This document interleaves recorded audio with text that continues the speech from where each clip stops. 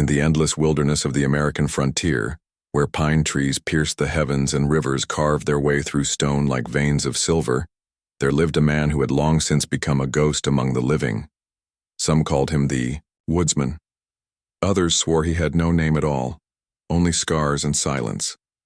His cabin, built by his own calloused hands, stood hidden in a clearing so deep in the forest that even hunters rarely stumbled upon it. Smoke rose from its crooked chimney only on the coldest mornings, curling into the sky before vanishing into nothingness, just as his life had vanished into years of solitude. The woodsman was a tall figure, though his back had bent slightly, under the weight of time and sorrow. His beard was thick and streaked with gray, his hands rough as bark from endless labor. Each day was carved from the same stone. He rose before dawn, split logs until his arms ached, tended to the snares he had set along the trails, and fished in the icy stream that flowed past his land. He ate alone, spoke to no one, and when the sun sank behind the trees, he sat before the fire, staring into the embers as if they might one day speak back to him. Once, many years ago, he had been another man entirely, a husband, a father. His cabin had not always been silent. It once rang with laughter, with lullabies sung in soft voices, with the cries of a child at dawn. But the West is no place for fragile dreams. Sickness had swept through his home like a dark wind, taking wife and child with merciless hands. He buried them beneath a solitary oak tree, their graves marked only by rough wooden crosses he had carved with a trembling knife. After that day, the woods swallowed him. People in town spoke of him in half whispers. At the saloon, over whiskey and smoke, they said he had gone mad from grief, living with phantoms that whispered in the dark. Others, less kind, claimed he had killed his own family and fled into the pines to hide from justice. None dared to find out the truth. To the world, he was nothing more than a shadow on the edge of civilization, and truthfully, he preferred it that way. The forest was harsh, but it was honest. It asked nothing of him but labor. It gave him no false hopes. In solitude, there was no betrayal. Yet fate, that cruel and twisted hand, had not finished with him. On a cold autumn morning, when the mist clung low to the ground and the breath of every living creature hung like smoke in the air, the woodsman was at his chopping block. His axe rose and fell in steady rhythm, each strike echoing through the clearing. It was then, amid the cadence of wood splitting, that he heard it. Footsteps. Not the soft pads of a fox, nor the cautious hooves of a deer. These were heavier, unsteady, accompanied by the muffled sound of something dragging through fallen leaves. He froze, axe mid-air, every instinct sharpened from years of living close to the bone. His eyes scanned the tree line, waiting for the threat he felt certain was approaching. What emerged was no threat.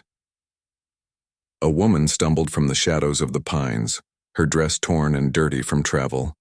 Her face was pale, her hair tangled, her eyes hollow with exhaustion. Behind her clung 3 children, 2 boys, thin as saplings, and a girl so small she could barely keep pace. Their shoes were worn through, their clothes ill-fitted, their steps dragging with the weight of hunger and despair. The woodsman's hand tightened on the axe. He was not a man accustomed to visitors, much less strangers who looked as though they carried the weight of tragedy in their bones. For a long moment, no words passed between them, only the rasp of his breath and the shallow gasps of theirs. The youngest child stumbled, falling to his knees in the dirt. The woman bent quickly, gathering him up, though her own strength looked ready to collapse.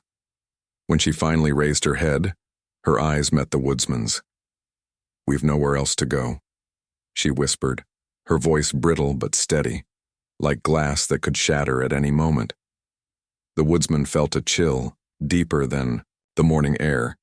He had built his life on silence, on walls so thick that not even memories could break through. And now, standing before him, was a plea that clawed at something he thought long dead. He considered turning them away. He had so little to give. His cabin was meant for one man, not 4 hungry mouths. His heart had been closed for so long. He feared it could not open without breaking entirely.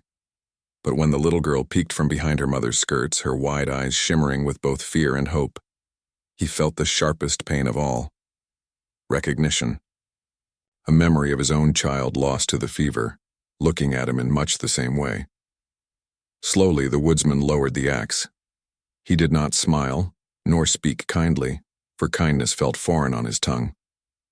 But he gave a single nod and stepped aside, pushing open the rough-hewn door of his cabin. The woman hesitated, then guided her children forward. Their footsteps sounded too loud in the silence of his clearing. As they crossed the threshold into his lonely world, the woodsman realized that with this single gesture, the life he had clung to for so many years, the life of isolation, silence, and survival, had just ended.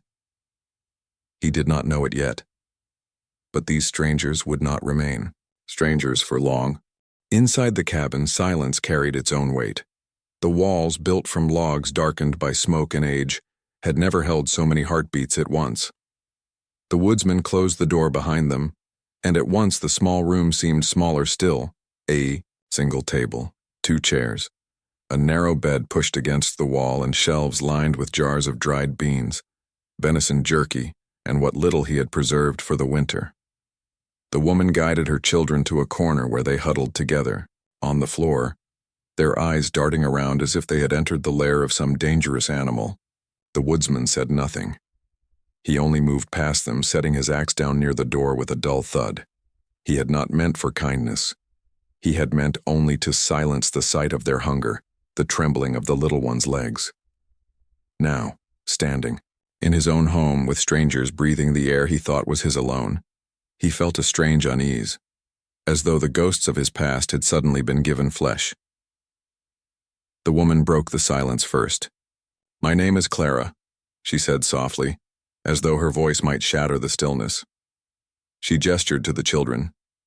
"These are Samuel, David, and little Ruth." The woodsman gave no reply. Names were things he had long since stopped needing.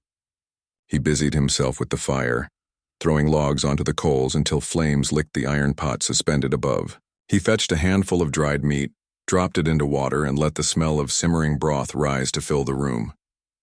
The children's eyes followed every motion, wide and eager. When the pot was ready, he ladled out 4 bowls. He set them down on the table, then pushed it slightly toward Clara and her brood. But he did not sit. He stood back, arms crossed, watching them eat as though observing some wild creatures that had wandered into his clearing. They devoured the food with the desperation of the starved, though Clara tried to slow her children, reminding them with gentle touches to their shoulders that they must show manners even now. The woodsman noticed how she ate last, after ensuring each child had more than she did. The night deepened.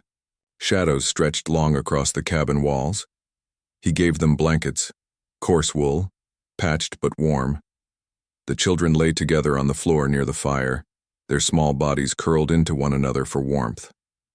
Clara sat upright against the wall, her eyes heavy but her posture protective, as though sleep was a luxury she could not afford. The woodsman lay on his bed, though he did not close his eyes. He stared at the ceiling, listening to the crackle of flames, the faint wheeze of a child's breath, the unfamiliar sound of human company. For years his nights had been filled only with the moan of the wind and the whispers of memory. Now, for the first time in an age, he was not alone, and it unsettled him more than any predator prowling the woods. Days passed in a rhythm that belonged to strangers learning the shape of one another. Clara helped where she could, gathering water from the stream, cleaning the cabin, patching torn clothes with needle and thread she carried from some forgotten past. The children explored cautiously at first, their small feet padding through the clearing, their laughter, soft and uncertain, drifting like music the woodsman thought he would never hear again. But mistrust lingered. The man spoke little, often responding with only grunts or short gestures. His presence loomed heavy, his silence sharp. Samuel, the oldest boy, eyed him with a mixture of fear and defiance, as though ready to protect his mother if the woodsman turned dangerous. David, the middle child, seemed fascinated by the man's tools, the axe, the traps, the knives, though he dared not touch them. And Ruth, the youngest, watched him with eyes too big for her small face, eyes that held curiosity unclouded by suspicion. One evening, as the sun bled red behind the pines, Clara stood outside the cabin, her arms wrapped around herself. The woodsman split logs nearby, each strike of his axe echoing like thunder. Finally, she spoke. "We don't mean to trouble you," she said quietly. "If we could move on, we would. But there is nowhere left. The sickness took our town. We walked for weeks. The road gave us nothing but graves." The woodsman paused mid-swing. Her words struck something inside him, something he had buried deep under years of silence. He did not look at her, but his voice came low, rough from disuse. "I know sickness," he muttered. That was all. He said no more, but it was enough. For the first time, Clara understood. This man's silence was not born of cruelty, but of wounds that had never healed. That night, when the fire dimmed and the children slept, Clara whispered a prayer by the flames. The woodsman, lying awake as always, heard every word. He did not join her, but he felt the weight of it settle in the room. The quiet hope that, against all odds, tomorrow might hold something gentler than today. And though he would never admit it, a part of him, the part that still remembered laughter and lullabies, wanted that prayer to be answered. The days turned colder. Frost began to cling to the grass in the mornings, and the air bit at the skin with sharp teeth. The woodsman knew winter was approaching fast, and with it, the kind of hunger that could starve a man or kill a child in a single season. He had always prepared for himself alone. Enough wood, enough meat, enough jars to see one body through the snow. But now there were 4 others under his roof. 4 mouths that devoured what he had set aside, 4 hearts that depended on his unwilling charity. At first, resentment stirred in him like coals smoldering under ash. He worked harder than ever, rising before the light touched the treetops, splitting logs until his back ached, setting more snares along the ridges. He said nothing of his effort, but his body bore it. Clara noticed. She always noticed, though she never spoke of it. Instead, she did what she could, her hands raw from scrubbing clothes in the icy stream, her shoulders weary from carrying buckets of water and wood. The children, too, sought to help. Samuel, the eldest, insisted on following the woodsman into the forest, though the man tried to shake him off with a glare. The boy's spirit was stubborn, his jaw set in a way that reminded the woodsman of himself when he was young. Finally, one morning, he allowed Samuel to trail behind. He showed him how to reset a snare, how to walk quietly so as not to spook the rabbits. Samuel listened, eyes sharp, questions brimming but unsaid. The woodsman gave no praise, but when they returned with 2 rabbits in hand, Samuel's chest swelled with pride. David, meanwhile, lingered by the chopping block, too small to lift, the axe but fascinated nonetheless. The woodsman, with a grunt, handed him a smaller hatchet and pointed toward fallen branches. The boy hacked clumsily, his cuts uneven, but his laughter when he managed to split a stick rang out like music the trees themselves had been waiting for, and Ruth, sweet, quiet Ruth, became the shadow at his heel. Wherever the woodsman went, she was not far behind, her little feet pattering on the dirt. She said little, only watching him with those wide eyes, her presence as constant as the whisper of the wind. At first he found it unsettling, but in time he began to leave small offerings for her, a pine cone carved smooth by his knife, a feather found in the woods, a cup of warm broth placed silently before her. She never spoke her thanks, but the smile she gave was enough. Clara, too, found her place in the rhythm of his life. She mended his torn shirts with careful stitches, cleaned the grime from pots he had long neglected, and cooked with a touch he had forgotten could exist. The cabin, once filled only with the smell of smoke and meat, now carried the warmth of bread, stews, and herbs she had gathered. In her hands, his rough shelter began to feel less like a tomb and more like a home. Still, the woodsman held himself apart. At night he lay awake listening to their breathing, afraid to let the sound comfort him. He told himself it was temporary, that one day they would leave, and he would return to silence. To hope for more was dangerous, but the forest has a way of breaking walls. One evening a storm swept in from the mountains, fierce and sudden. The wind howled, rattling the shutters, and snow fell thick and fast. The fire in the cabin roared, the only barrier against the cold that clawed at the walls. Clara gathered the children close, wrapping them in every blanket they had. Ruth began to cry, her small body shivering despite the warmth. The woodsman watched, unmoving until something within him shifted. He rose from his bed, crossed the room, and lifted the girl into his arms. His hands were clumsy, his embrace stiff. He had not held a child in years, but Ruth curled against his chest, her sobs quieting as his warmth enveloped her. The woman watched silently, her eyes soft in the firelight, a faint smile ghosting her lips. That night, the woodsman sat by the fire with Ruth asleep in his arms, Clara resting with her sons against the wall. For the first time in many winters, he felt the weight of loneliness ease, if only a little. In the days that followed, something unspoken began to grow. He found himself speaking more, words short, but no longer only grunts. Clara laughed once, a soft sound almost forgotten in her own chest, when he muttered at David for dropping kindling into the mud. He caught himself watching her as she worked, her hair catching the light of the fire, her face lined with hardship, yet carrying a strength he respected. Trust came slowly, like thawing ice. But it came. The woodsman no longer saw them as strangers, clinging to his mercy. He began to see them as threads woven into the fabric of his days. And though he would never say it aloud, deep within, he feared the thought of losing them more than he feared the winter itself. Winter came with a cruelty only the West could conjure. The sky turned to iron and snow fell in relentless silence, burying the forest in white.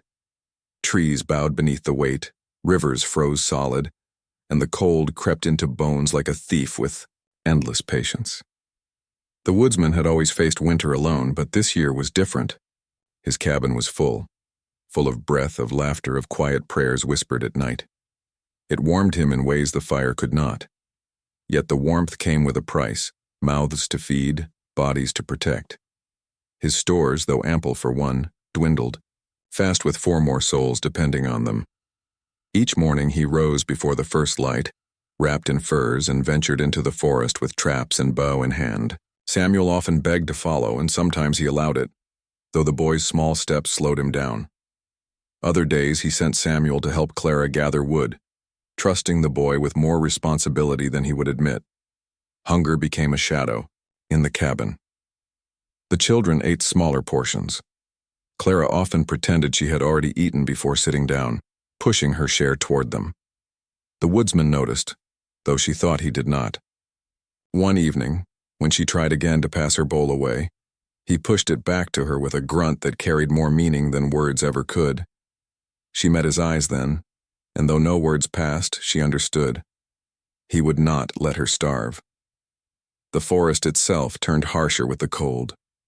Game grew scarce, traps came up empty, and some days the woodsman returned with nothing but frost clinging to his beard. It gnawed at him, the memory of burying his own wife and child because sickness had struck when there was nothing left to fight it. He swore he would not dig graves again. Not for them. One night, as wind howled like wolves through the trees, a knock came at the door. The woodsman froze, his hand instinctively going to the rifle resting by the hearth. Few dared travel these parts in winter, and fewer still at night. He opened the door to find 2 men, strangers wrapped in thick coats, their eyes sharp and cold. Behind them stood a horse, laden with sacks. "You've got shelter," one said, his voice carrying the easy arrogance of men who believed the world owed them something. "And we've got goods, we'll stay the night." It wasn't a request. The woodsman's silence stretched long. Clara stood behind him, the children clutching her skirts. He could feel their fear pressing against his back. "No room," he growled finally, voice like stone grinding. The men exchanged glances, smirking. One stepped forward, trying to peer past him into the cabin. "Don't be foolish, old man. Winter don't care about pride. Share your fire, share your food, or maybe we take it." The woodsman's hand tightened on the rifle, his eyes, cold, as the snow outside met theirs. For years he had avoided men, their greed, their violence. But tonight he stood not as a hermit with nothing to lose, He stood as a guardian with a family at his back. "Move on," he said. Low. Final. The tension thickened like the storm itself. The men measured him, saw the steel in his stance, and after a long pause, spat curses into the snow. They mounted their horse and rode off into the blizzard, their shapes swallowed by the dark. When the door closed, Clara let out a breath she had been holding. The children clung tighter to her. The woodsman said nothing, only set the rifle back against the wall. But Clara's eyes followed him, and for the first time, she saw not just a loner hardened by loss, but a protector, a man who would stand between danger and those within his walls. The days that followed were quieter, but the memory of that night lingered. The children began to look at him differently. Samuel followed him with greater trust. David clung to his every word, and Ruth, sweet Ruth, reached for his hand whenever he sat near. Clara, too, changed. She no longer held herself like a guest, hesitant and burdened. She moved through the cabin as though it were her own, her presence filling every corner with life. She smiled more, though sorrow never fully left her eyes. And when her gaze met his, there was no longer only gratitude. There was something deeper, softer, unspoken. One evening, after a long day of work, the woodsman returned with a deer, across his shoulders, a prize that would see them through weeks of hunger. As he set it down, the children cheered, their laughter rising into the rafters. Clara stepped forward, her hand brushing his arm as she whispered, "You saved us." The woodsman did not know how to answer. Words had never been his gift. But, for the first time in years, he felt something stir in his chest that was not pain. Something he feared yet longed for. That night, as the fire glowed and the snow fell heavy outside, the cabin no longer felt like a place of exile. It felt like the beating heart of something new, fragile, precious, and worth every battle the world might bring. Winter dragged on, long and merciless, but within the cabin a different season had begun. The storm outside screamed with fangs of ice, yet inside there was warmth. Not only from the fire, but from something far greater. The woodsman had spent years believing himself buried with his wife and child beneath the old oak tree. Each breath since had been survival, not living. But now, every day, he awoke to the rustle of little feet, the soft hum of Clara's voice, and he found himself breathing differently, as though his lungs had remembered a rhythm they once knew. He was still the same man, silent, rough, hands calloused by axe and blade. Yet the silence was no longer heavy. It was filled now with sounds he had forgotten he craved. Samuel asking questions about traps and rifles, David laughing as he swung his small hatchet, Ruth's giggles when he carved her a wooden doll. Even Clara's voice, steady and calm, as she worked, was enough to soften edges he thought carved into stone forever. One night near the heart of winter, Clara sat by the fire mending a torn sleeve. The children slept close, curled like pups before the embers. The woodsman sat across from her, sharpening his knife, the rasp of stone against steel steady and low. Without looking up, Clara spoke. "When I first saw you, I feared you," he paused, his hand still on the blade. She lifted her eyes to meet his, firelight dancing in them. "But you took us in when you could have turned us away. You saved my children from the cold, and me as well. I don't fear you now." The woodsman set the knife down. For a long time he said nothing, because words did not come easy to him. But then, rough as gravel, he whispered, "I feared you too." Clara tilted her head. "Me?" He nodded, his eyes lowered to the flames, the shadows of memory playing in them. "I feared remembering. I buried my heart once. I thought it safer that way." He drew in a slow breath. "But you and the children, you remind me it still beats." Silence stretched between them, but it was no longer cold. It was full, thick with meaning. Clara's hand trembled as she set her needle aside. For the first time in years, the woodsman reached across the space between them and placed his hand over hers. Her fingers curled around his and neither pulled away. From that night forward, something shifted. There was no declaration, no loud promise, But there was an unspoken truth binding them, that they no longer walked this life alone. Spring crept slowly into the forest, melting the snow, loosening the grip of winter. The cabin's door stood open more often, and the children ran into the clearing, their laughter echoing among the pines. The woodsman watched them, axe in hand, his chest swelling with something he finally recognized: pride. Not the pride of a solitary survivor, but of a man who belonged to something greater than himself. One afternoon, Samuel followed him to the oak tree where 2 wooden crosses stood, weathered and worn. The boy was quiet, sensing the sacredness of the place. The woodsman knelt, brushing snowmelt from the earth, his hand steady against the graves. "This was my family," he said softly, voice catching in his throat. "Long ago." Samuel looked at him, then at the graves, then back. "And now we're your family too, ain't we?"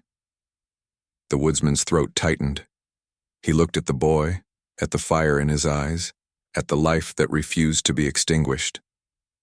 Finally, he gave a slow nod. "Yes, now you are." When they returned, Clara stood in the doorway, Ruth clinging to her skirts, David carrying a bundle of sticks. The woodsman felt the sight strike him deep, not as visitors in his world, but as the very world itself, his home, his family. That evening, as the sun sank behind the trees and the fire glowed warm, the woodsman sat at the table with Clara beside him, the children around them. They shared bread, laughter, even silence, and for the first time since death had stolen everything from him, he felt whole. He had taken them in out of pity, out of duty perhaps, unaware of what they would become. But fate, cruel and merciless though it had been, had also been generous in its strange way. It had brought him love when he least expected it. No longer just the woodsman, he was now a husband again, a father again, a man who had a reason to wake with the dawn. And though the world outside remained harsh, though storms would come and trials would test them, one truth would remain. They were a family, forged not by blood alone, but by survival, by kindness, and by love born in the loneliest of winters. Forever.